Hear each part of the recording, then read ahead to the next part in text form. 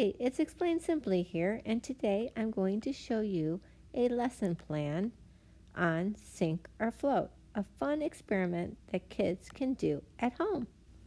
The objectives here are to learn about density, do hands-on science, and to have some fun. Hi, this is some stuff when I took a hike. Yes, so we combined our outdoor time with doing this experiment. Okay. What happened? It's floating because it's probably hollow. Yeah, it's hollow. Okay. I'm gonna try this cat. Okay. Ooh, Coca-Cola. What did it do? It sunk. And let's see if you know the answer. Now we'll test you again. What makes something float or sink, Jimmy?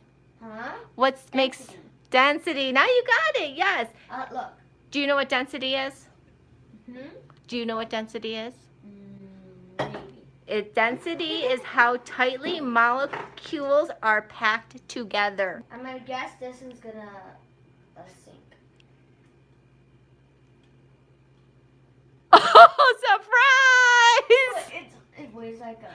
Yes, so even though it feels heavy, it's not very dense. So this lesson plan can be adapted to all ages. Younger kids can just have fun dropping in the items and understanding basic concepts. Items less dense than water float. Items more dense than water sink. The older kids can do the formula of density of mass divided by volume. Wishing you a daisy day. Like and subscribe for more Explained Simply videos.